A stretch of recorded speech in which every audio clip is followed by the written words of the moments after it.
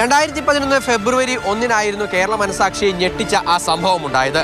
എറണാകുളത്ത് നിന്ന് ഷൊർണൂരേക്ക് പുറപ്പെട്ട പാസഞ്ചർ ട്രെയിനിൽ വെച്ച് സൗമ്യ കൊലപാതകം.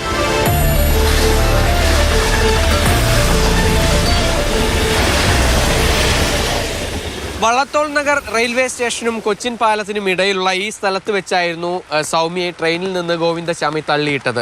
ആദ്യഘട്ടത്തിൽ അതൊരു ട്രെയിനിൽ നിന്ന് ചാടിയതാണോ എന്നുള്ളൊരു സംശയമാണ് ഉണ്ടായത്. പിന്നീടാണ് വിശദമായ പരിശോധനയിൽ അതൊരു കൊലപാതകമാണെന്നും ക്രൂരമായ കൊലപാതകമാണെന്നും കണ്ടെത്തിയത്. കലാമണ്ഡലത്തിനടുത്ത് താമസിക്കുന്ന പ്രാദേശിക മാധ്യമ പ്രവർത്തകനായ മൊയ്തീൻകുട്ടി ഉൾപ്പെടെയുള്ളവർ അന്നിവിടെ ഉണ്ടായിരുന്നു. ചേട്ടാ, എന്താണ് അന്നത്തെ ഒരു ഓർമ്മകൾ എന്തൊക്കെയാണ്? ഇന്ന് രാത്രിയിൽ ഒരു തമിഴത്തി ട്രെയിനിൽ നിന്ന് ചാടിയെന്നാണ് നമുക്ക് ആദ്യം കിട്ടിയ വിവരം. അതേ തുടർന്ന് ഇവിടെ പ്രദേശത്തിലെ ആളുകൾ ഞങ്ങളെല്ലാവരും ഇവിടെ തെരച്ചിൽ നടത്തി.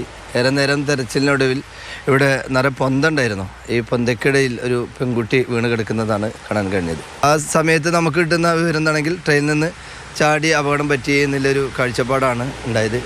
പിന്നീടാണ് ഈ ദാരുണമായ കഥകളെല്ലാം പുറത്തു വരുന്നത്. ഗോവിന്ദച്ചാമിനെ തെളിവെടുപ്പിന് കൊണ്ടുവന്നത് പോലീസ് വളരെ രഹസ്യമായിട്ടാണ്. കാരണം പരസ്യമായിട്ട് കൊണ്ടുവന്നു കഴിഞ്ഞാൽ ഇവിടെ കൂടിയ ജനം ഗോവിന്ദച്ചാമിയെ നേരിടുമെന്ന് തന്നെ ഭയപ്പാടുള്ളത് കൊണ്ട് തന്നെ സുരക്ഷാ ക്രമീകരണങ്ങൾ പാലിച്ചുകൊണ്ട് വളരെ രഹസ്യമായി പോലീസ് കൊടുന്ന് തെളിവെടുപ്പ് നടത്തുകയാണ് ഉണ്ടായത്. താങ്കൾ ഈ കേസിൽ സാക്ഷിയായിരുന്നു? ഞാൻ സാക്ഷിയായിരുന്നു.